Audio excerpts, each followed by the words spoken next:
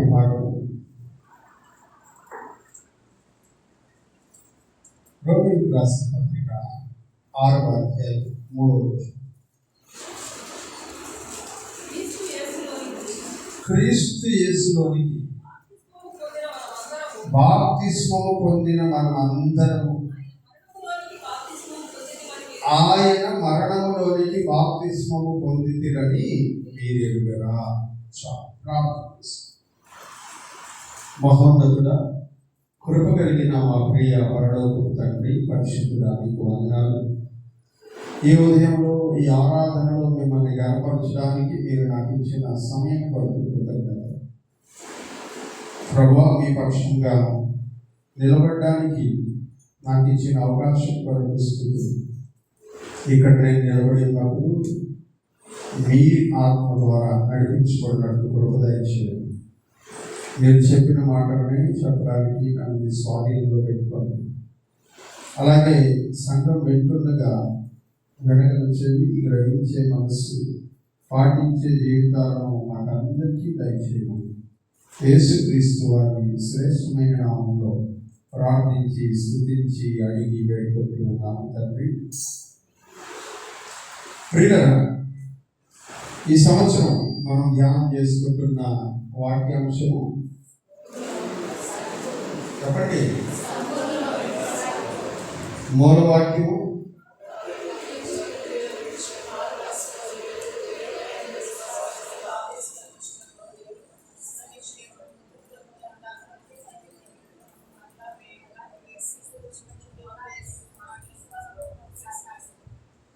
ఫిబ్రవరికి రాసిన పత్రిక 6వ అధ్యాయం 1-2 వచనాలని మూలవాక్యంగా మనం ధ్యానం చేసుకుంటూ ఉన్నాం.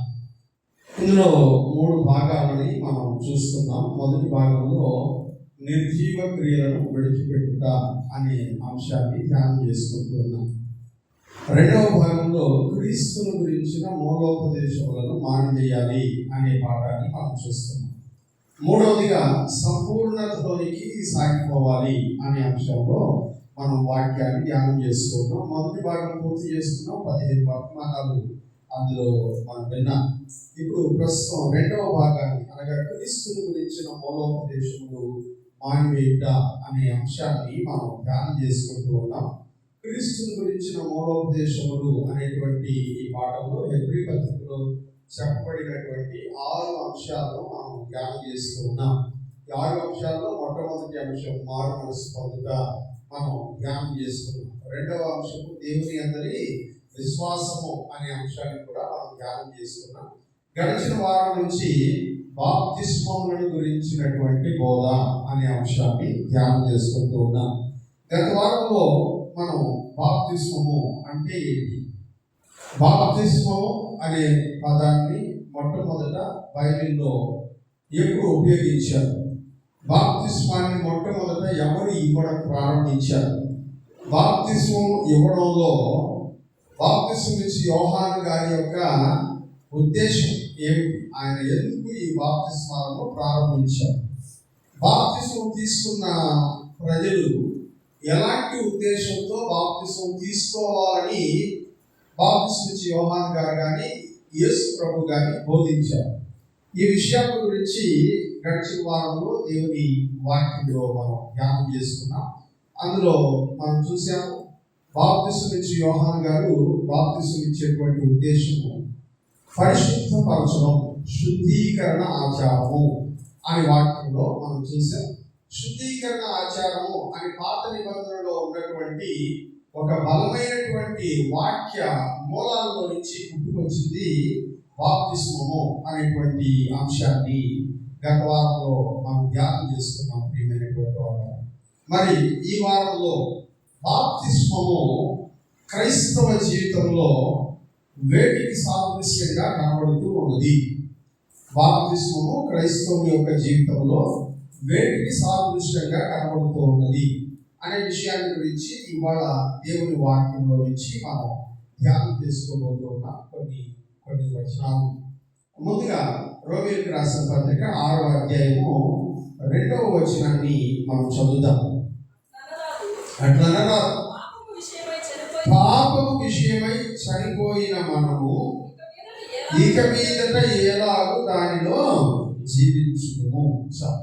వాక్యంలో రోమీయులకు రాసిన పత్రిక 6వ అధ్యాయం బాప్తిస్మాన్ని గురించి చాలా చక్కటి వివరణని మనకు తెలియజేస్తుంది.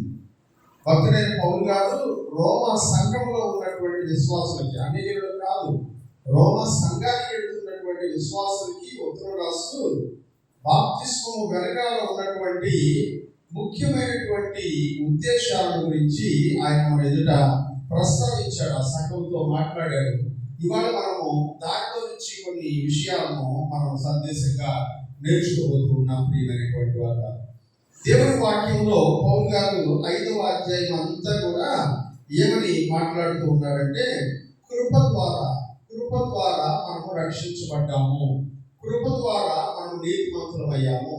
పాపము ఎక్కడ విస్తరిస్తుందో కృప అక్కడ మరి ఎక్కువగా విస్తరిస్తుంది అని మాట్లాడుతూ ఉండగా, మనందరి యొక్క ఉద్దేశము ఎరిగినటువంటి వాడై రోమా సంఘంలో ఉండబడినటువంటి ప్రజల మనసులోనికి వెంటనే వచ్చేటువంటి ప్రశ్న ఏంటో తెలుసుకున్నటువంటి వాళ్ళై, పాపం ఎక్కడ విస్తరిస్తే కృప అక్కడ ఎక్కువగా విస్తరిస్తుంది అని చెప్తున్నారు కదా. మరి పాపం చేసే కొద్ది కృప పెరుగుతూ ఉంటుంది కదా, మనం ఎక్కువ పాపం చేద్దాం అని జనాలు ఎక్కడ భ్రమపడతారో అన్నటువంటి ఆలోచనతో భక్తులైనటువంటి పౌలు గారు ఈ ఉత్తరం రాస్తూ ఉన్నారు. ముందు ఒకసారి 5వ అధ్యాయము రోమీయులకు రాసిన పత్రిక 5వ అధ్యాయం 20-21 వచనాలని మనం చదువుదాం.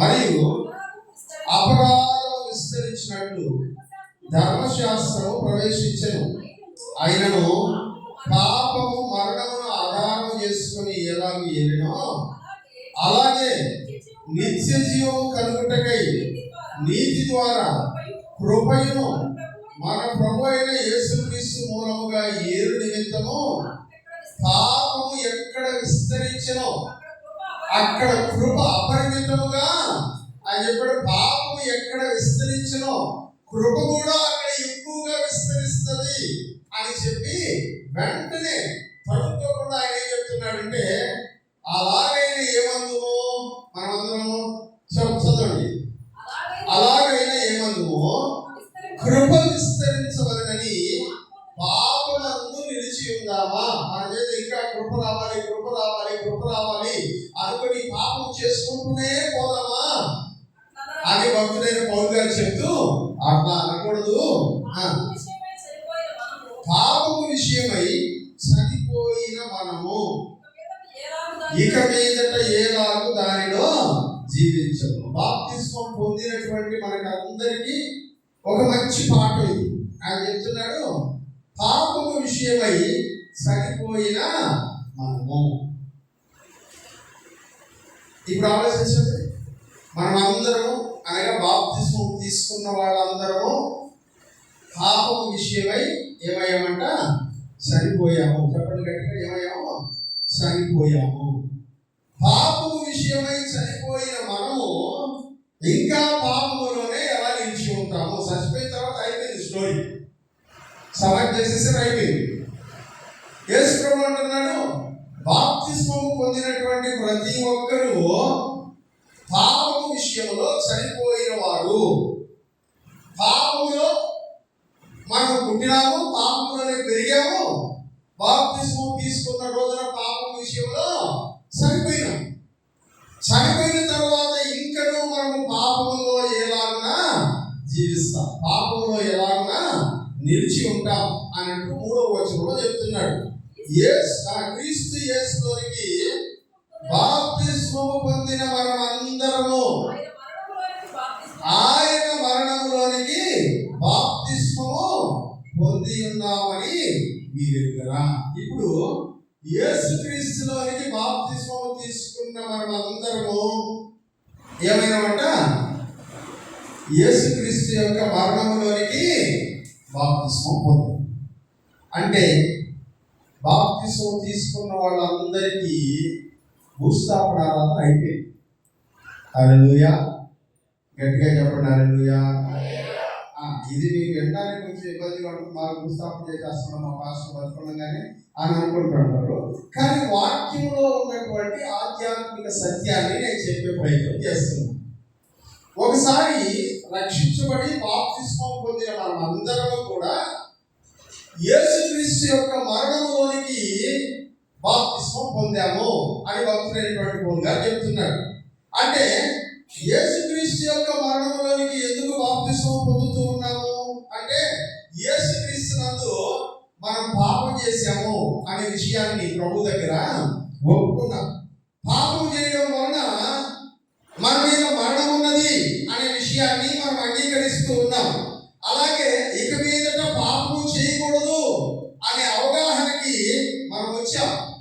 ఆ అవగాహనకు వచ్చిన తర్వాత నేను ఇంకా పాపం చెయ్యను అని నిర్ణయం తీసుకున్నాం. అనగా పాపంలోనికి, పాపం విషయంలో సరిపోవాలని మనం నిర్ణయం తీసుకున్నాం. ఇంకా ఈ పాపం నేను చెయ్యను, నేను చచ్చిపోయినట్టే, ఆ విషయానికి నేను చచ్చిపోయినట్టే అని పాపం విషయంలో మృతి పొందునట్లుగా మనము నిర్ణయం తీసుకున్నాం. పాపం విషయంలో మనం మరణింపజేసే ప్రక్రియ మనలో ఎప్పుడు ప్రారంభమైంది అంటే, మనం బాప్తిస్మం పొందినటువంటి రోజున ప్రారంభమైంది.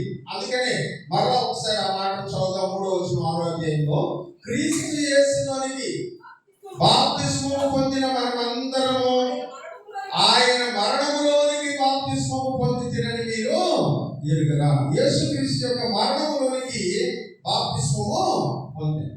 పాపం వలన వచ్చిన జీవితము మరణం. పాపం చేసిన ప్రతి వాడు మరణాన్ని జీతంలాగా సంపాదించుకున్నాడు. ఇది శారీరకమైన మరణము, ఆధ్యాత్మికమైన మరణం. ఈ మరణంలో నుండి ఎప్పుడు మన మీద నుంచి తొలగిపోతుంది ఈ మరణం అంటే, పాపం మన జీవితంలో నుంచి వెళ్ళిపోయిన తర్వాతే మరణం మనల్ని వదిలిపెట్టి వెళ్ళిపోతుంది. పాపము మన జీవితంలో నుంచి ఎప్పుడు తొలగిపోతుంది అంటే, ఆ పాపమును దేవుడు క్షమించినప్పుడు మనము పాప విముక్తులం అవుతాం. దేవుడి దగ్గర క్షమాపణ పొందినప్పుడు మనం పాప విముక్తులం అవుతాం. ఆయన ఎప్పుడు క్షమిస్తాడు మనలను అంటే, యేసుక్రీస్తు మనల్ని తన యొక్క కుమారుడుగా, తన యొక్క రక్తంలో కడగడానికి ఆయన ఒప్పుకున్నప్పుడు దేవుడు మనల్ని క్షమిస్తాడు. హల్లెలూయా. కీర్తనల గ్రంథం 32వ కీర్తన 1వ వచనం నుంచి చూసినట్లయితే, కీర్తనల గ్రంథము 32వ కీర్తన 1వ వచనం నుంచి చదువుదాం. తన అతిక్రమములకు పరిహారం పొందినవాడు, తన పాపములకు ప్రాయశ్చిత్తము పొందినవాడు ధన్యుడు. యెహోవా చేత నిర్దోషి అని ఎంచబడినవాడు, ఆత్మలో కపటము లేనివాడు ధన్యుడు. ప్రియుల వాక్యంలో చూస్తున్నాము, యెహోవా చేత నిర్దోషి అని ఎంచబడినవాడు, యెహోవా చేత క్షమాపణ పొందినవాడు ధన్యుడు. ఆత్మలో కపటము లేనివాడు ధన్యుడు. అతిక్రమములకు పరిహారం పొందినటువంటి వాడు ధన్యుడు అని వాక్యంలో మనం చూస్తూ ఉన్నాం కదా. అంటే దేవుడు ఏం చేయాలంట?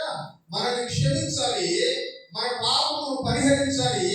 ఈ పాపమును నేను ఇక పట్టించుకోను అని దేవుడు చెప్పాలి. అలా చెప్పాలంటే ఆయన కుమారుడైనటువంటి యేసుక్రీస్తు యొక్క రక్తంలో మనము కడగబడాలి. ఆయన కుమారుడైన యేసుక్రీస్తు రక్తంలో మనము కడగబడాలి. క్రీస్తు మరణించి మన పాపముల కొరకు బలియాగం చేసి మన పాపములను క్షమించేటువంటి అధికారమును ఆయన పొందాడు. హల్లెలూయా. యేసుక్రీస్తుకే మన పాపములను క్షమించేటువంటి అధికారం ఉన్నది. ఆయన అధికారాన్ని ఎలా సంపాదించుకున్నాడంటే, పరిశుద్ధమైనటువంటి మనిషిగా ఈ లోకంలో పుట్టి, పరిశుద్ధమైన మానవుడిగా ఈ లోకంలో బ్రతికి, పరిశుద్ధమైనటువంటి మానవుడిగా చనిపోయి శిలువ మరణం ఉంది, 3వ దినమున తిరిగి లేచినటువంటి ఆయన శక్తి చేత ఆయన మనుషులను క్షమించేటువంటి అధికారాన్ని పొంది ఉన్నాడని దేవుని వాక్యంలో మనం చూస్తూ ఉన్నాం. మత్తయి సువార్త 9వ అధ్యాయము 2వ వచనాన్ని మనం చదివినట్లయితే, అక్కడ యేసు ప్రభు వారు తనకు పాపములను క్షమించే అధికారం ఉన్నది అని ఆయన చెప్పడాన్ని మనం చూస్తాం. చదువుదాం ఆ మాటను. ఇదిగో జనులు పక్షవాయువుతో మంచం పట్టి ఉన్న ఒకరిని ఆయన యొక్కకు తీసుకుని వచ్చి, యేసు వారి విశ్వాసమును చూసి, కుమారుడా అమ్మా ధైర్యముగా నువ్వు నీ పాపములు క్షమించబడి ఉన్నవని ఆమె వాక్యంలో చెప్తున్నాడు. నీ పాపములు క్షమించబడి ఉన్నవి అని ఎవరికి చెప్పాడంట? పక్షవాయువు కలిగిన వారితో చెప్పాడు. అంటే పాపములను క్షమించేటువంటి అధికారము తనకున్నది అనే విషయాన్ని యేసు ప్రభు వ్యక్తం చేస్తూ ఉన్నాడు. ఇప్పుడు మనలాగే చాలా మంది జనాలు యేసు ప్రభు యొక్క మాట వింటున్నారు. మనలాగే దేవుని యొక్క వాక్యమును ధ్యానించేటువంటి వాడు, మనకంటే బాగా ధ్యానం చేసేటువంటి వాళ్ళు ఆయన ఎదుట చాలా మంది కూర్చొని ఉన్నారు. వాళ్ళందరి యొక్క మనస్సులో ఒక ప్రశ్న, పాపములను క్షమించేది దేవుడు ఒక్కడే కదా, పాపములను క్షమిస్తాడు అని ఇతను చెప్తూ దేవదూషణ చేస్తున్నాడు. పాపములను క్షమించే అధికారం ఇతనికి ఎక్కడి నుంచి వచ్చింది అని తమలో తాము మాట్లాడుకుంటూ యేసుక్రీస్తు విషయమై అభ్యంతర పడుతున్నట్లుగా వాక్యంలో మనం చూస్తాం. 5వ వచనాన్ని మనం చదువుదాం. అందుకని యేసు ప్రభు వాళ్ళ వైపు చూసి ఈ ప్రశ్న అడుగుతున్నాడు, నీ పాపములు క్షమించబడి ఉన్నవని చెప్పడం సులభమా, లేచి నడవమని చెప్పడం సులభమా? అయినను పాపములు క్షమించుటకు భూమి మీద మనుష్య కుమారుడికి అధికారం కలదని మీరు తెలుసుకోవాలా అని చెప్తున్నాడు. హల్లెలూయా. యేసు ప్రభు అంటున్నాడు, పాపములను క్షమించడానికి నాకు అధికారం ఉంది. ఆ అధికారం నేను ఎలా చూపిస్తానో చూడండి. ఈ పక్షవాయువు కలిగిన వాడితో నేను చెప్తాను, నీ పరిపెత్తుకొని లేచి నడువు అని చెప్తాను. లేచి నడుస్తాడు వాడు లేచి నడిస్తే పాపములను క్షమించే అధికారం నాకు ఉన్నది అని నువ్వు అర్థం చేసుకోవాలి అని చెప్తూ ఆ పక్షవాయువు గల వాడి వైపు చూసి చెప్పాడంట, లేచి నీ పరిపెత్తుకొని నడు అని చెప్పగానే వాడు తన పరిపెత్తుకొని సంకలో పెట్టుకుని వెళ్ళిపోయాడు అని వాక్యంలో మనము చూస్తూ ఉన్నాం. యేసు ప్రభు అంటాడు, మనుష్య కుమారుడికి భూమి మీద పాపములను క్షమించే అధికారము ఉంది అని చెప్తున్నాడు. అంటే దేవుడు తన కుమారుడైనటువంటి యేసుక్రీస్తుని భూలోకములకు పంపించి మనుషుల యొక్క పాపములను క్షమించడానికి కావలసినటువంటి అర్హతను సంపాదించమని చెప్పగా ఆయన ఈ లోకంలో పరిశుద్ధుడిగా పుట్టి పరిశుద్ధుడిగా జీవించి పరిశుద్ధుడిగా మరణించి మరలా పరిశుద్ధాత్మతో తిరిగి లేపబడినటువంటి వాడై సజీవుడిగా మన మధ్యలో నిలబడి ఆయన మనలందరినీ పాపం చేసినటువంటి ప్రతి మనిషిని క్షమించేటువంటి అధికారమును ఆయన పొందాడు. ఈ అధికారం పొందినటువంటి ఆయన దగ్గరికి నువ్వు నేను వెళ్ళి మనం ఏం చెప్తున్నామంటే, నేను పాపంలో ఉన్నాను, పాపంలో బ్రతుకుతూ ఉన్నాను, పాపం వలన మరణము నా జీవితంలో సంభవిస్తుంది, ఈ మరణము నేను చూడకూడదు అని అనుకుంటున్నాను. కాబట్టి మరణము నేను చూడకుండా ఉన్నట్లు నా మీద ఉన్నటువంటి పాపమును క్షమించమని యేసుక్రీస్తు అధికారానికి మనల్ని మనము అప్పగించుకుంటూ ఉన్నాం. రోమీయులకు రాసిన పత్రిక 10వ అధ్యాయం 9వ వచనాన్ని మనం చదివినట్లయితే ఈ భాగం మనకు అర్థమవుతుంది. ప్రియులారా, రోమీయులకు రాసిన పత్రిక 10వ అధ్యాయం 9వ వచనం, అదేమనగా యేసు ప్రభు అని నీ నోటితో ఒప్పుకొని దేవుడు మృతుల్లో నుండి ఆయనను లేపనని నీ హృదయమందు అవిశ్వసించిన ఆమేన్ నీవు రక్షించబడతావు. ఎప్పుడు రక్షించబడతావు అంటే, నువ్వు వెళ్ళి యేసు ప్రభు దగ్గర నీ పాపమును ఒప్పుకొని యేసు ప్రభువు అని ఒప్పుకొని ఇక మీద ఆయనే నా జీవితం మీద అధికారి అని ఒప్పుకొని నా జీవితం మీద ఉన్నటువంటి ఈ పాపము మరకను తీసేయి ప్రభువా అని దేవుని సన్నిధిలో క్షమాపణ అడగడం వలన మనం ఆయన అధికారం క్రిందకి వెళ్ళి అప్పుడు ఆయన మన పాపములను క్షమించేటువంటి అధికారంతో మన పాపములను ఏం చేస్తున్నాడంట, ఆయన తీసివేస్తూ ఉన్నాడు. దేవునికి స్తోత్రం కలుగును గాక. హల్లెలూయా. పాపములు తీసివేయడం మాత్రమే కాదు, పాపము వలన మన జీవితంలో ఏర్పడబోతున్నటువంటి అనేక రకములైనటువంటి ఇబ్బందులన్నింటినీ కూడా తీసేస్తున్నాడు. హల్లెలూయా. అందుకనే ఆ పక్షవాయువు కలిగిన వారితో ఆయన అన్నాడు, నీ పాపములు క్షమించబడి ఉన్నాయి అని చెప్పిన తర్వాత వాటితో చెప్పాడు, నీ పొరపెత్తుకొని లేచి నడు. ఈ రోగం ఎందుకు వచ్చిందో తెలుసా? నీ పాపం వల్ల ఈ రోగం నీ జీవితంలోకి వచ్చింది. ఆ ఆ పాపం పోతుంది, పాపం పోతే రోగం కూడా పోతుంది. మన జీవితాల్లో కూడా పాపం వలన సంపాదించుకున్నటువంటి అనేకమైన పరిస్థితులు ఉన్నాయి. అది రోగాలు కావచ్చు, అవమానాలు కావచ్చు, నిందలు కావచ్చు, అపహాస్యాలు కావచ్చు, ఆస్తి నష్టాలు కావచ్చు, ఏమైనా కావచ్చు. యేసు ప్రభు నీ పాపములు క్షమించినటువంటి క్షణాన అవన్నీ కూడా తొలగిపోతాయి. దేవునికి స్తోత్రం కలుగుగాక. హల్లెలూయా. ఇది నీకు అర్థమైతే, నా పాపములు బాప్తిస్మములో యేసు ప్రభువు చంపివేశాడు, నా పాపములకు శిక్ష ఆయన అనుభవించాడు, యేసు ప్రభు మరణించాడు, యేసు ప్రభుతో పాటు నేను కూడా పాపములకు మరణిస్తూ ఉన్నాను, ఇక మీదట జీవించువాడు నేను కాదు, నా యందు క్రీస్తు జీవిస్తూ ఉన్నాడు అని నిర్ణయం తీసుకొని నువ్వు కూడా బాప్తిస్మములోనికి వెళ్ళినప్పుడు వాక్యం చెప్తుంది, యేసు క్రీస్తు మరణించినటువంటి సాదృశ్యములో నువ్వు కూడా మరణిస్తూ ఉన్నావు. హల్లెలూయా. బాప్తిస్మం అంటే ఏంటో తెలుసా? మన జీవితంలో యేసుక్రీస్తు యొక్క మరణ సాదృశ్యం. హల్లెలూయా. కలువరి శిలువలో 2000 సంవత్సరాల క్రితం యేసు ప్రభు మరణించాడు. నీ జీవితం కొరకు ఎప్పుడు మరణించాడనే విషయం నీకు అర్థమవుతుందో తెలుసా? నువ్వు బాప్తిస్మములోనికి వెళుతున్నప్పుడు నిన్ను ప్రభు దగ్గర పాపములు ఒప్పుకునేసావు కనుక, నీ పాపములన్నిటికీ ఆయన శిలువ మీద శిక్ష విధించేశాడు కనుక, ఇప్పుడు ఆయన మరణంలోనికి అలా వెళ్ళిపోయి ఆయన మరణించినట్లే నువ్వు కూడా మరణిస్తున్నావు అనడానికి గుర్తే ఈ బాప్తిస్మం. హల్లెలూయా. బాప్తిస్మం అనగా భూస్థాపన ఆరాధన. హల్లెలూయా. బాప్తిస్మం అంటే భూస్థాపన ఆరాధన. అందుకనే గత వారంలో నేను నీతో వాక్యంలో చెప్పేటప్పుడు యేసు ప్రభు నికోదేము అనబడినటువంటి వ్యక్తితో మాట్లాడుతూ అంటాడు, ఒకడు క్రొత్తగా జన్మించితేనే కానీ దేవుని రాజ్యంలో ప్రవేశించడు. కొత్తగా జన్మించడం అంటే ఎట్లా?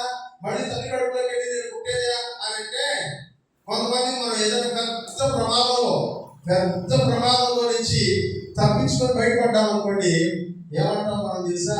వాడికి అది రెండో జన్మ రాదే, పునర్జన్మ వాడికి, లేకపోతే ఎప్పుడో చచ్చిపోయి రాసిన వాడు అని అంటాం. అంటే ఆ బలమైనటువంటి ఆ పాపం యొక్క అనుభవంలో నుంచి మనం బయటకు వచ్చేటువంటి ప్రయత్నం చేశామే, అక్కడ మరణం జరిగింది, అక్కడ సమాధి జరిగిపోయింది, అక్కడ నీ జీవితానికి ముగింపు అయిపోయింది. ఇప్పుడు నువ్వు మరలా బ్రతుకుతున్నావంటే దాని అర్థం ఏంటో తెలుసా? ఒక కొత్త జన్మ నీ జీవితంలో ప్రారంభమైంది. హల్లెలూయా. యేసుక్రీస్తులో మరణించావు, యేసుక్రీస్తులో జన్మిస్తూ ఉన్నావు. దేవునికి స్తోత్రం కలుగుగాక. హల్లెలూయా. నీ యొక్క మరణంలో నుంచే నూతన జన్మను పొందుతూ ఉన్నావు. అందుకనే ఒకడు నీటి మూలముగాను ఆత్మ మూలముగాను జన్మించితేనే కాని వాడు పరలోక రాజ్యంలో ప్రవేశింపుడు అని చెప్పాడు కనుక, యేసుక్రీస్తు యొక్క మరణంలో నువ్వు బాప్తిసం పొందుతున్నప్పుడు నూతన జన్మను పొందినటువంటి అనుభవం ద్వారా నూతన జీవితాన్ని, న్యూ లైఫ్ ను నువ్వు ప్రారంభిస్తూ ఉన్నావు. హల్లెలూయా. నూతన జీవితం, ఈ నూతన జీవితమే క్రీస్తునందు నువ్వు జీవించేటువంటి జీవితం. చదువుదామా? రోమీయులకు రాసినటువంటి పత్రిక 6వ అధ్యాయం 6వ వచనం చూద్దాం. ఏమనగా మనం ఇంకనూ పాపములకు దాసులము కాకుండుటకు పాప శరీరము నిరర్ధకమగునట్లు మన ప్రాచీన స్వభావం ఆయనతో కూడా సిలువ వేయబడినని ఎరుగుదుము. వాక్యం చెప్తున్నాడు, నువ్వు బాప్తిసం పొందుతున్నప్పుడు ఆయన మరణంలోనికి పారిభాగస్సులు అవుతున్నావు కదా. అది ఎలా అంటే, యేసు ప్రభు ఎలాగైతే సిలువ వేయబడ్డాడో అలాగే నీ పాత జీవితాన్ని కూడా ఏం చేసావంట? యేసు ప్రభు సిలువకి అప్పగించినట్టుగా నువ్వు కూడా నీ పాత జీవితాన్ని సిలువకి అప్పగించేసావు. హల్లెలూయా. హల్లెలూయా. నువ్వు బాప్తిస్మానికి ముందు చేసినటువంటి ప్రతి పాపాన్ని యేసు ప్రభు చేతికి అప్పగించి వాటన్నిటినీ, అనగా నీ పాత జీవితాన్ని యేసు ప్రభుతో పాటు సిలువ వేసేసి. హల్లెలూయా. గతంలో నువ్వు చేసిన పాపాలన్నిటికీ సిలువ మీద శిక్ష విధించబడి, ఆ సిలువలో యేసు ప్రభువుతో పాటు నువ్వు బాప్తిసం పొందుతున్న క్షణాన్ని ఎవరున్నారంటే నువ్వు కూడా ఉన్నావు. నీ పాపాలకు కూడా అక్కడ శిక్ష విధించబడింది. హల్లెలూయా. నా పాపాలకు నీ పాపాలకు అక్కడ శిక్ష విధించబడింది కనుకనే మనం ఈ రోజున పరిశుద్ధులము అని పేరు పెట్టబడి పిలువబడుతూ ఉన్నాం. పరిశుద్ధులము అని మనం పేరు పెట్టబడడానికి కారణం మనం పరిశుద్ధంగా పుట్టి పరిశుద్ధంగా బ్రతికామని కాదు. పరిశుద్ధుడిగా పుట్టి పరిశుద్ధుడిగా బ్రతికినటువంటి ఒక ఆయన మన యొక్క పాపములన్నిటినీ ఆయన మీద వేసుకుని వాటన్నిటి శిక్షను ఆయన భరించాడు. మన పాత జీవితం పాత పురుషుడు సిలువ వేయబడ్డాడు. పాత జీవితం సిలువ వేయబడింది. మరి సిలువ వేయబడినటువంటి ఆ జీవితం 7వ వచనం చదువుదాం. చనిపోయిన వాడు పాప విముక్తుడని తీర్పు పొంది ఉన్నాడు అని అంటున్నాడు. నువ్వేం చేశావు? యేసు ప్రభు యొక్క మరణంలోనికి బాప్తిసం పొందావు. యేసు ప్రభు యొక్క సిలువలోనికి భాగం పొందావు. యేసు ప్రభు సిలువలో మరణించినట్లు నువ్వు కూడా మరణించావు. మరణించిన వారికి శిక్ష అయిపోయింది కనుక, పాపం వలన వచ్చే జీవితం మరణం కంప్లీట్ అయిపోయింది కనుక నువ్వు ఇప్పుడు ఏమైపోయావంట? పాప విముక్తుడు అయిపోయావు. నూతనముగా జన్మించిన శిశువును కోరినటువంటి వాడుగా మార్చబడ్డావు. దేవునికి స్తోత్రం కలుగును గాక. హల్లెలూయా. 2వ కొరింథీయులకు రాసిన పత్రిక 5వ అధ్యాయం. 2వ కొరింథీయులకు రాసిన పత్రిక 5వ అధ్యాయం 14 నుంచి 17 వచనాల వరకు మనం చూద్దాం. క్రీస్తు ప్రేమ మమ్మును బలవంతము చేయుచున్నది. ఎలాగనగా అందరి కొరకు ఒకడు మృతి పొందిన కనుక, హల్లెలూయా, అందరి కొరకు ఒకడు చనిపోయాడంట. యేసు ప్రభువు ఆయన చనిపోయాడంట. కాబట్టి అందరూ మృతి పొందిరి. అందరి కొరకు ఒకడు చచ్చిపోతే అందరూ చచ్చిపోయినారు. హల్లెలూయా. తర్వాత జీవించువారు ఇక మీదట తమ కొరకు కాక తమ నిమిత్తము మృతి పొంది తిరిగి లేచిన వారి కొరకే జీవించుటకు ఆయన అందరి కొరకు మృతి పొందినని నిశ్చయించుకొనుచున్నాము. హల్లెలూయా. వాక్యం చెప్తున్నాడు, ఆయన అందరి కొరకు మృతి పొందాడు. కాబట్టి అందరూ ఆయనతో చచ్చిపోయినట్లే. యేసుక్రీస్తులో అందరూ మరణించినట్లే. ఇప్పుడు వాక్యంలో చెప్తున్నాడు, ఆయన అందరి కొరకు మృతి పొందాడనే విషయాన్ని మనము గ్రహించి నిశ్చయించుకొనుచు ఉన్నాం.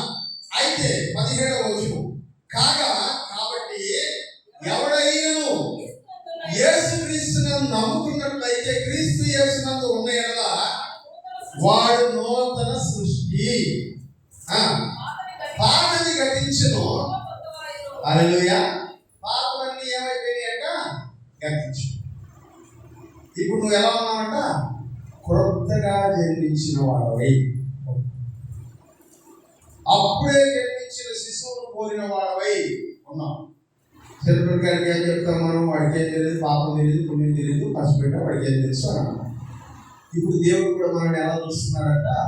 క్రీస్తునందు పాత విషయాలన్నిటినీ చంపేసి సిలువ వేసి కొత్తగా జన్మించిన వాళ్ళలాగా బాప్తిస్మం పొందినటువంటి వారిని అందరినీ దేవుడు చూస్తూ ఉన్నాడు. దేవునికి స్తోత్రం కలుగును గాక. హల్లెలూయా. పాప పుణ్యములు ఎరుగినటువంటి శిశువులను కోరినటువంటి వారిగా దేవుడు బాప్తిస్మం పొందినటువంటి మనలందరినీ కూడా పరిగణిస్తూ ఉన్నాడు. ఈ విషయాన్ని మనము జ్ఞాపకం చేసుకోవాలి. ఫిలిప్పీయులకు రాసిన పత్రిక 3వ అధ్యాయం, ఫిలిప్పీయులకు రాసిన పత్రిక 3వ అధ్యాయం 10-11 వచనాలు చూద్దాం.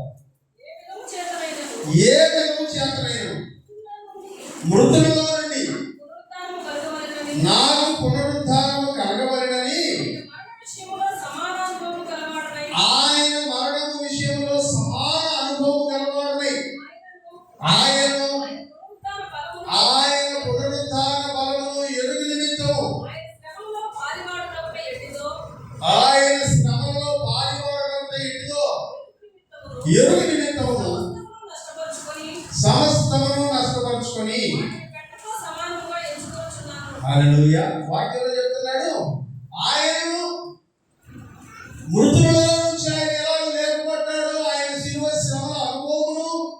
నేను తెలుసుకొని దానిలో భాగం పొందడానికి నేను ఈ లోకములో నాకు కలిగినవన్నీ నష్టమని అనుకుంటున్నాను. ఇంతకుముందు ఏవి నాకు లాభకరములై ఉన్నాయో, నాకు ప్రయోజనమై ఉన్నాయో, ఇవన్నీ నాకు ఆస్తిపాస్తులు నా వెనకాల ఉంటే నేను గొప్పవాడిని, నేను ధనవంతుడిని, నాకు గౌరవం ఉంటుంది, నాకు ఘనత ఉంటుంది, నాకు మెప్పు కలుగుతుంది అని దేని గురించి అయితే తాపత్రయపడ్డానో వాటన్నిటినీ నేను ఎలా భావిస్తున్నానంటే నష్టంగా, పెంటతో సమానంగా ఎంచుకుంటున్నాము. ఎందుకంటే యేసుక్రీస్తు యొక్క మరణంలో సమాన అనుభవం గలవాడిగా నేను పాత జీవితంలో అవన్నీ నాకు ఇంపార్టెంట్. యేసుక్రీస్తు నందు బాప్తిస్మం పొందినప్పుడు పాత జీవితానికి నేను చచ్చిపోయాను కనుక అవన్నీ ఇప్పుడు నాకు లాస్. అన్ని రోజులు నేను జీవితంలో కష్టపడి సంపాదించుకున్నవన్నీ నాకు నష్టమే, వాటి వల్ల నాకు ఏ ప్రయోజనమో లేదు. ఎందుకంటే యేసుక్రీస్తు మరణంలో నేను కూడా భాగస్వామినైనాము అని చెప్తున్నాను. కొలస్సీయులకు రాసిన పత్రిక 3వ అధ్యాయం 2వ వచనం. కొలస్సీయులకు రాసిన పత్రిక పైనున్న వాటి మీదనే గాని భూ సంబంధమైన వాటి మీద మనస్సు పెట్టకుడి, ఏలైనగా మీరు మృతి పొందితిరి. ఏమైనా మృతి పొందినాం. ఎవరిలో మృతి పొందాం? యేసుక్రీస్తులో, ఆయన మరణ సాదృశ్యంలో మనం భాగస్వాములమైనాము అని వాటిలో మనం చూస్తున్నాం. మొదటి ఫిలిప్పీయులకు రాసిన పత్రిక 1వ అధ్యాయం 21వ వచనం చూద్దాం. ఫిలిప్పీయులకు రాసిన పత్రిక 1:21 వచనం. నా మట్టుకైతే బ్రతుకుట క్రీస్తే. హల్లెలూయా. ఆయన చెప్తున్నాడు, నాకు సంబంధించినంత వరకు అయితే బతికితే యేసు ప్రభు కోసం బ్రతుకుతాను, చచ్చిపోతే అది లాభం అని అనుకుంటాను. ఎందుకంటే నేను యేసుక్రీస్తుతో ఆల్రెడీ సిలువ వేయబడ్డాను. యేసుక్రీస్తుతో పాటు సమాజంలోనికి బాప్తిస్మంలోనికి భాగం పొందాను. బాప్తిస్మం నాకు సంబంధించినంత వరకు మరణ సాదృశ్యం. యేసుక్రీస్తుతో పాటు నేను కూడా సిలువ వేయబడ్డాను. యేసుక్రీస్తుతో పాటు నేను కూడా మరణించాను. హల్లెలూయా. బాప్తిస్మం పొందడం అంటే అర్థం ఏంటో తెలుసా? మనం క్రీస్తులోనికి మరణిస్తున్నాము.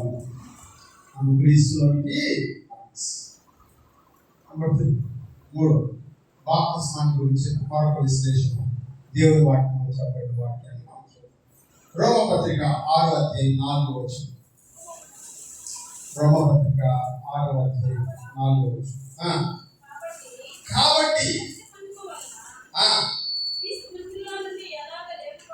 తండ్రి మహిమ వలన క్రీస్తు మృతులలో నుండి ఎలాగో లేపబడినో అలాగే మనము నూతన జీవము పొందిన వారమై నడుచుకున్నట్లు మనము బాప్తిస్మం వలన మరణంలో పాలు పొందుటకై ఆయనతో కూడా పాతి పెట్టబడింది. మరియు ఆయన మరణము యొక్క సాదృశ్యమందు ఆయనతో ఐక్యము గలవారమైన ఎడల పునరుద్ధానం యొక్క సాదృశ్యమందు కూడా ఆయనతో ఐక్యము గలవారమై ఉందుము. హల్లెలూయా. 3వది బాప్తిస్మము అంటే ఏంటంటే దేనికి సాదృశ్యంగా ఉందంటే యేసుక్రీస్తు పునరుద్ధానానికి సాదృశ్యంగా ఉంది. హల్లెలూయా. యేసుక్రీస్తు చనిపోయి సమాధి చేయబడి 3వ దినమున తిరిగి లేచి, ఆదివారం ఈ పరిశుద్ధ దినాన మనం ఎందుకు ఆరాధన చేస్తున్నామంటే ఆయన సమాధిని గెలిచి తిరిగి లేచి పునరుద్ధానమైనటువంటి రోజు కనుక ఆయన్ని మనం స్తుతించడానికి, గర్వపరచడానికి ఈ రోజు ఏర్పాటు చేసుకుని ఆయనని స్తుతిస్తూ ఉన్నాం. యేసుక్రీస్తు పునరుద్ధానుడైనాడంట. సమాధిలో నుంచి బయటికి వచ్చి మరణించినటువంటి వాడు సమాధిలోనే ఉండిపోకుండా పునరుద్ధానుడైనాడు కనుక ఆయనని స్తుతించడానికి మనం ఇక్కడ చేరాం. హల్లెలూయా. పునరుద్ధానుడా నా యేసయ్యా, పునరుద్ధానుడా నా యేసయ్యా, మరణము గెలిచి బ్రతికించి జీవనము, మరణము గెలిచి బ్రతికించి జీవనము, ఆరాధించెదను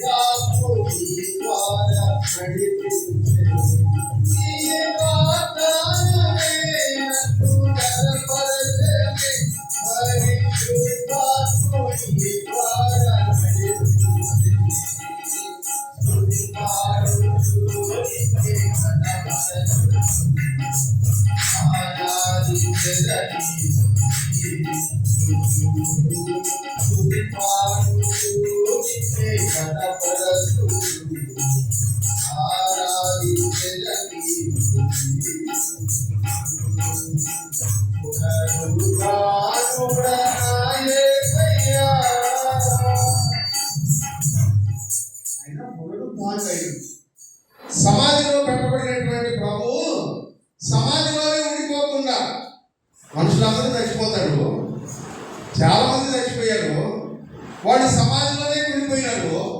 కానీ సమాధిలోనే ఉండిపోకుండా సమాధిని తెరిచి బయటికి వచ్చినటువంటి ఏకైక దేవుడు ప్రభు అయినటువంటి యేసుక్రీస్తు. హల్లెలూయా. మన నిరీక్షణ ఏంటంటే మనం యేసుక్రీస్తుతో పాటు మరణించినట్లయితే, యేసుక్రీస్తుతో పాటు సిలువ వేయబడినట్లయితే, యేసుక్రీస్తు ఎలాగైతే సమాధిలో నుంచి బయటికి వచ్చాడో అలాగున మనమందరం కూడా పునరుత్థానము. దేవునికి స్తోత్రం కలుగును గాక. హల్లెలూయా. మనమందరము కూడా ఆయన పునరుత్థానములో మనము సాదృశ్యం గలవారమై, ఐక్యత గలవారమై ఉంటాము అని అంటాడు. 4వ వచనం అంటాడు, కాబట్టి తండ్రి మహిమ వలన క్రీస్తు మృతుల్లో నుండి ఎలాగునా లేపబడినో అలాగే మనము నూతన జీవము పొందినటువంటి వారమై నడుచుకున్నట్టు మనము బాప్తిస్మములో ఆయన మరణంలోనికి పాలు పొంది ఇప్పుడు యేసుక్రీస్తు మరణ సాదృశ్యంలో భాగం పొందిన మనకు పునరుత్థాన సాదృశ్యంలో కూడా మనకు భాగం ఉన్నది అంటారు. హల్లెలూయా. అందుకనే ప్రభువు నమ్ముకున్నటువంటి వారు బాప్తిస్మం తీసుకున్న తర్వాత మన పాత జీవితం చచ్చిపోయి సమాధిలోకి వెళ్ళిపోయింది. ఇప్పుడు దేవుడు మనల్ని పునరుత్థానుడుగా నూతనంగా మనల్ని లేపాడు. దేవునికి స్తోత్రం కలుగును గాక. హల్లెలూయా. పాతది గతించను, సమస్తము పాతలన్నీ పోయి ఇప్పుడు కొత్త జీవితం మనలో ప్రారంభం. కొత్త జీవితం ఆరంభించాం. యేసుక్రీస్తులో పునరుత్థాన జీవితం ప్రారంభించాం. ఈ పునరుత్థాన జీవితం ప్రారంభించగలిగేటువంటి భాగ్యమును, అదృష్టమును దేవుడు మనకు అనుగ్రహించాడు. ప్రభుతోటి సరిపోతే ప్రభుతో పాటు పునరుత్థానం అవుతాం. 8-9 వచనం చదువుదాం. మనము క్రీస్తుతో కూడా చనిపోయిన ఎడల మృతుల్లో నుండి లేచిన క్రీస్తు ఇక మీద చనిపోడనియో, మరణము ఇకను ఆయన మీద ప్రభుత్వం లేదనియో ఎరిగి ఆయనతో కూడా జీవిస్తామని నమ్ముతున్నాం. యేసు ప్రభు చనిపోయాడు, తిరిగి లేచాడు, ఇక మీద మరణానికి ఆయన మీద అధికారము లేదు. నువ్వు నేను కూడా బాప్తిస్మంలో చనిపోయాము, తిరిగి లేచాము, ఇక మీద మన మీద కూడా మరణానికి అధికారము లేదు. హల్లెలూయా. నమ్ముతున్నాడు అందరికంటే దేవునికి స్తోత్రం చెల్లిద్దాం. హల్లెలూయా. మరణానికి మన మీద అధికారము లేదు. అందుకని నాకు ఆ పాట వేస్తాం. మరణము నన్నేమి చేయలే, పరిస్థితి నన్నేమి చేయగలదు, నీ కృప సమృద్ధిగా నాపై తోడై ఉన్నావు.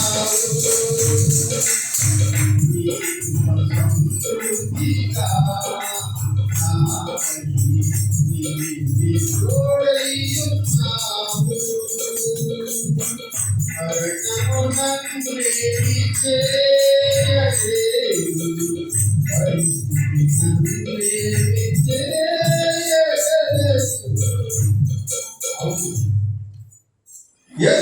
వారికి మరణించిన నువ్వు యేసుక్రీస్తు పునరుద్ధారుడైనట్టుగా నువ్వు కూడా పునరుద్ధారుడైనావు. యేసుక్రీస్తుకి మరణం మీద అధికారం లేకపోతే నీ మీద కూడా మరణానికి అధికారము లేదు. ప్రకటన గ్రంథంలో ఒక మాట చూద్దాం ప్రియులారా. ప్రకటన గ్రంథం 20వ అధ్యాయం. ప్రకటన గ్రంథం 20వ అధ్యాయం. 20వ అధ్యాయం.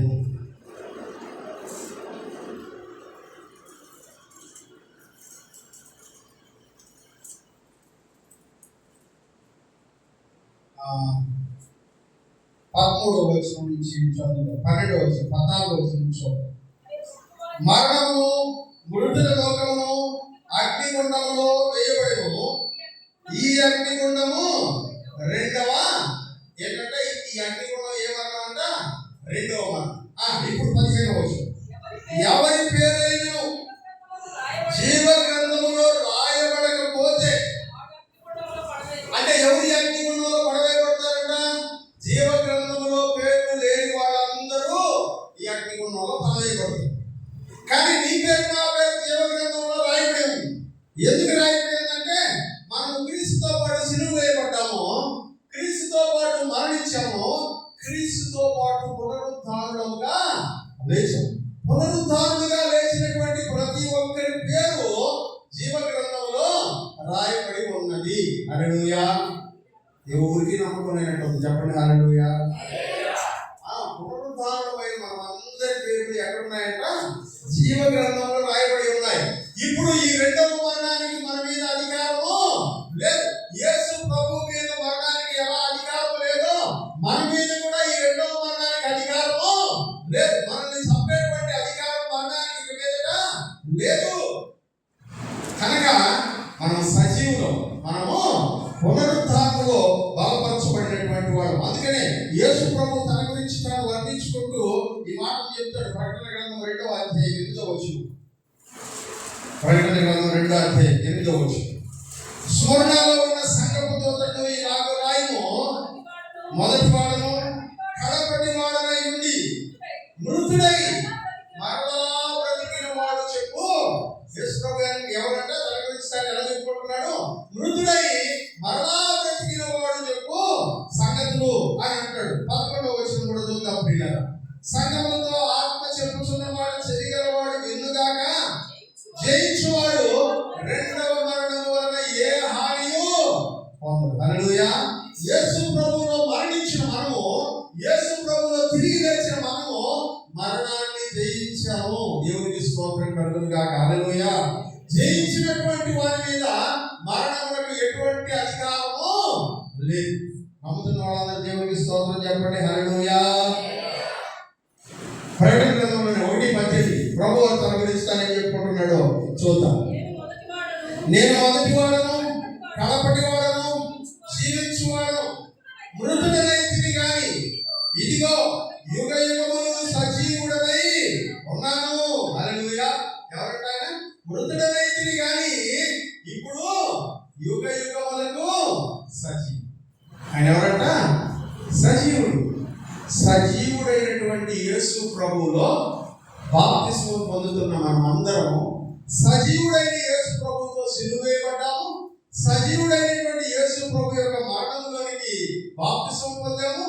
సజీవుడైన యేసు ప్రభు ఎలాగైతే తిరిగి లేచాడో అలాగే మనం కూడా పునరుద్ధారణను పొందాము. ఇప్పుడు మనం కూడా యేసు ప్రభు ఎలాగ యుగ యుగములు జీవించువాడై ఉన్నాడో మనం కూడా యేసు ప్రభు యొక్క సాదృశ్యంలో యుగ యుగములు జీవించబోతున్నటువంటి వారమై ఉన్నాం. దేవునికి స్తోత్రం కలుగును గాక. హల్లెలూయా. ఎందుకు బాప్తిసం తీసుకోవాలి అంటే నువ్వు రెండవ మరణంలోనికి, నిత్య అగ్నిలోనికి, నరకంలోనికి వెళ్ళిపోకుండా ఉండాలంటే నీ పాపము ఒప్పుకొని నీ పాప స్వభావాన్ని, పాప జీవితాన్ని సిలువ వేయడానికి ఇష్టపడి సమాధి చేసేసే జీవితాన్ని యేసు ప్రభు కొరకు నూతన జీవితం జీవించడానికి నువ్వు బాప్తిసం తీసుకో. హల్లెలూయా. నేను పోయిన వారం అడిగాను, ఇక్కడ బాప్తిసం తీసుకోకుండా ఉండేవాళ్ళు ఎవరు? ఇంకా ఎందుకు తీసుకోవడం లేదు, మీరు తిరిగి తీసుకోవడం లేదేమో నేను చెప్తున్నా. ఇంకా తీసుకోకుండా ఉంటున్నాను, ఈ విషయాలన్నీ తెలిసి కూడా అంటే అర్థం ఏంటి తెలుసా? నేను ఇంకొద్ది రోజులు పాపంలోనే బతకాలని అనుకుంటున్నాను అనేది మీ అవకాశం. ఈ పాప జీవితం నాకు పరిశుద్ధమైన జీవితం యేసు ప్రభు నాకు ఇస్తున్నాను అని అనుకుంటే ఇప్పుడే ఆ పాప జీవితానికి స్వస్తి చెప్పాలి. హల్లెలూయా. అది యేసుక్రీస్తు యొక్క శిలువ మరణంతో నువ్వు నేను సమానంగా మరణం పొందినట్లే, శిలువ శ్రమలను మనము ఆయనతో సమానంగా శ్రమ పొందినట్లే, యేసు ప్రభు పునరుద్ధారుడైనట్టు నువ్వు నేను కూడా పునరుద్ధారుడమైనట్లే. హల్లెలూయా. బాప్తిస్మం యొక్క అర్థం ఇది, శుద్ధీకరణ ఆచారం యొక్క అర్థం ఇది. నేను పాపం నుంచి విముక్తుల్ని చేయడం యేసు ప్రభు యొక్క ఉద్దేశం. ఒకవేళ ప్రియమైనటువంటి సహోదరుడా, నువ్వు ఇప్పటికీ బాప్తిస్మం తీసుకున్నావు, యేసు ప్రభు నా పాపాల కొరకు చనిపోయినటువంటి దేవుని కుమారుడని నమ్మి బాప్తిస్మం తీసుకుని జీవిస్తున్నట్లయితే, ఒకవేళ ఇంకా నీ జీవితంలో కనబడకుండా ఇలాంటి పాపాలు కొన్ని కనబడుతున్నట్లయితే వెంటనే దానికి స్వస్తి చెప్పి దాని మీద నీకు ఆ పాపానికి నీ మీద అధికారము, నువ్వు ఇష్టపడి చేస్తున్నావు ఆ పాపాన్ని, అంతేగాని పాపం నేను బానిసం చేసుకొని చేయను. ఆ పాపాన్ని నువ్వు ఇష్టపడి చేస్తున్నావు బాప్తిస్మం పొందిన తర్వాత, అంతేగాని అది నేను బానిసం చేసుకొని చాలా పాపం చేయటం, నీ అంతటి నువ్వు కోరుకొని ఆ పాపం చేస్తున్నావు. కనుక బాప్తిస్మం యొక్క పరిపూర్ణమైనటువంటి శక్తిని నువ్వు రుచి చూడాలంటే, బాప్తిస్మం యొక్క పవర్ ఎక్కువ నువ్వు రుచి చూడాలంటే, నువ్వు యేసుక్రీస్తుతో పాటు సిలువ వేయబడిన వాడిగా, యేసుక్రీస్తుతో పాటు మరణించిన వాడిగా, యేసుక్రీస్తుతో పాటు పునరుద్ధారుడైనటువంటి వాడిగా పరిగణించుకొని చూడు. పాపం నీ మీద అధికారము, నువ్వు సజీవుడైన యేసు ప్రభు ఎలాగూ యుగయుగములు సజీవుడై ఉన్నాడో, అలాగనే రక్షించబడి బాప్తిస్మం పొందిన నువ్వును యుగయుగములకు సజీవుడై ఉన్నావు. ఆమేన్. హల్లెలూయా. యుగయుగములకు నేను సజీవుడిగా నిలపడానికే ఈ బాప్తిస్మము అనే విషయాన్ని జ్ఞాపకం చేసుకోవాలి. ఇక బాప్తిస్మాన్ని గురించినటువంటి మూడవ పాఠం, ఫస్ట్ మెసేజ్ లాస్ట్ వీక్ అయితే, సెకండ్ మెసేజ్ మనం వింటున్నాం. మూడవ పాఠం ఏంటి అనగా, బాప్తిస్మం పొందిన వాడి జీవితం, లైఫ్ ఆఫ్టర్ బాప్తిజం, బాప్తిస్మం తర్వాత క్రైస్తవ జీవితం. దేవుని చిత్తమైనట్లయితే రేపు ధ్యానం చేస్తాం. తలవలసిన ప్రియులను ప్రార్థిస్తాం. బాప్తిస్మం గురించిన బోధ, క్రీస్తు గురించిన మూలోపదేశాల్లో విడిచిపెట్టేయాల్సినటువంటి వాటిలో ఇది కూడా ఒకటి అని వాటిలో మనం చూస్తాం. మరి విడిచిపెట్టేయాల్సిన విషయాల్లో ఇన్ని విషయాలు ఉన్నాయా అంటే ఉన్నాయి. అవన్నీ నువ్వు తెలుసుకొని వదిలేయాలని చివరిసారిగా నీతో మాట్లాడుతూ ఉన్నాడు దేవుడు ఈ విషయాలు. బాప్తిస్మం గురించిన గతాలను గమనించావు. బాప్తిస్మము అంటే ఒక శుద్ధీకరణ ఆచారం. ఆ రోజుల్లో మనుషులను శుద్ధీకరించడానికి, అపవిత్రమైన మనుషులను శుద్ధీకరించడానికి, అపవిత్రమైన వస్తువులను శుద్ధీకరించడానికి, అపవిత్రమైనటువంటి కార్యాలను శుద్ధీకరించడానికి, అపవిత్రమైనటువంటి వ్యవహారాలను శుద్ధీకరించడానికి శుద్ధీకరణ ఆచారం పెట్టారు. బైబిల్ గ్రంథంలో, పాత నిబంధన గ్రంథంలో లేవికాండం అంతా కూడా ఆ శుద్ధీకరణ ఆచారాల గురించి రాయబడింది. అవన్నీ ఏంటంటే, మనుషులు పరిశుద్ధుడై పాప విముక్తుడైతే దేవుని సన్నిధికి వెళ్ళగలరు అని చెప్పాలి. ఎలా అంటే, పాపం పోతే మనిషి దేవుని దగ్గరికి వెళ్ళగలుగుతాడు. మరి పాపాలు పోయే దారి ఏంటి? మనం పాపం చేసాం, పాపం వల్ల వచ్చి జీతం మరణాన్ని సంపాదించుకున్నాం, పాపం పోయే దారి ఏంటి అని అడిగితే యేసు ప్రభువు అంటున్నాడు, నేనే ఆ దారి, నేనే మార్గము అని. ఎలా మార్గమైనాడు ఆయన అంటే, ఒక మనిషి లోకంలో పరిశుద్ధుడిగా పుట్టగలడు, పరిశుద్ధుడిగా బ్రతకగలడు, పరిశుద్ధుడుగానే చనిపోగలడు. అలా పరిశుద్ధుడిగా చనిపోయినటువంటి వాడికి పరలోక రాజ్యంలో దేవుని కుడిపార్శ్వమందు స్థానం ఉంది అని చెప్తుంది. కానీ దురదృష్టం, మనం పాపంలో పుట్టాం. దావీదు అన్నట్టు పాపంలోనే నేను పుట్టాను, పాపంలోనే నాకు తల్లి నన్ను గర్భం ధరించింది అన్నట్టుగా పాపంలో పుట్టాము. పాపంలో జీవించాం ఎంతకాలము, పాపంలోనే చచ్చిపోబోతుండగా యేసు ప్రభువు అన్నాడు, నువ్వు పాపంలో చావబాక, పరిశుద్ధుడిగా చచ్చిపో, పరలోక రాజ్యంలో నాతో పాటు దేవుని కుడిపార్శ్వమందు కూర్చో అని చెప్పి అంటున్నాడు. ఎలా అంటే, ఇదిగో నేను చనిపోయాను పరిశుద్ధుడిగా, నీ పాపం నా మీద వేసేసి నువ్వు పాప విముక్తుడు అయిపో, నీ శిక్షకు ఆల్రెడీ నేను శిక్షను అనుభవించేశాను, నీ పాపానికి రావాల్సిన భాగం నేను అనుభవించేశాను, నా దగ్గర ఉన్నటువంటి పరిశుద్ధతను తీసుకొని నీ పాపం నా మీద వేసి అన్నాడు. ఆయన మార్గం అయ్యాడు. ఆ మార్గంలో నేను నడిచాను నాకు 18 ఏళ్ల వయసులో. ఆ మార్గంలో మీరు అనేకులు నడిచారు మీ వయసు వచ్చిన. ఏకను ఆ మార్గంలో నడవని వారు అనేక మంది ఇక్కడ ఉన్నారు. ప్రియులారా, యేసు ప్రభు నామములో నేను బ్రతిమాడి చెప్తూ ఉన్నాను, సమయం లేదు, ఇంకా మనకు సమయం లేదు. అందరూ అనుకుంటున్నట్టుగా ఇంకా చాలా కాలం ఉంది, చాలా కాలం ఉంది అని అనుకుని మాకండి. లోకానికి సమయం ఉందేమో కానీ మనకు సమయం ఉన్నదో లేదో మనకు తెలియదు. అందుకని ఈసారి ఇదే అనుకూల సమయం, ఇదే రక్షణ దినం. మారు మనసు పొంది నీ జీవితాన్ని యేసు ప్రభు యొక్క శిలువలోనికి, యేసు ప్రభు యొక్క మరణంలోనికి, యేసు ప్రభు యొక్క పునరుత్థాన సాదృశ్యములోనికి నువ్వు అప్పగించుకుంటే పరిశుద్ధుడుగా నువ్వు పునరుద్ధారం అవుతావు. పరిశుద్ధుడిగా సరిపోయి పరలోక రాజ్యంలో ఉంటావు. మరణానికి నీ మీద అధికారం లేదు. యేసు ప్రభు ఎలా యుగాయుగములు జీవించాడో నువ్వు కూడా అలాగే యుగాయుగములు జీవిస్తావు. సజీవుడైన యేసుగా నువ్వు కూడా సజీవుడు. అందుకే బాప్తిస్మం నీ పాపాలు క్షమించేటువంటి సమయం. అపొస్తలుల కార్యాలు 2:38 అంటాడు కదా, మీరు మారు మనసు పొంది పాప క్షమాపణ నిమిత్తము మీ పాపాలు క్షమించబడడం కొరకు బాప్తిస్మం తీసుకోండి. ఇప్పటిదాకా చేసిన ప్రతి పాపం క్షమించబడాలంటే అది బాప్తిస్మం సాధన. వేరొక మార్గం లేదు, యేసు ప్రభువే మార్గం. ఆ మార్గాన్ని ఇవాళ మనం ప్రయాణం చేస్తాం. ఆ మార్గం ఇవాళ మనం ప్రయాణం చేస్తాం. ప్రయాణం చేయకుండా ఇంకా వెనుకబెట్టేవాడు ఉంటే ఈ మార్గంలోకి యేసు నామములో మనందరినీ ఆహ్వానిస్తూ పిల్లలు మంచి నిర్ణయం తీసుకోండి. సమయం వృధా చేయబాకండి. ఇంక మనకి టైం లేదు, ఎక్కువ కాలం లేదు. ఉన్నటువంటి సమయాన్ని సద్వినియోగం చేసుకోండి. ప్రభువు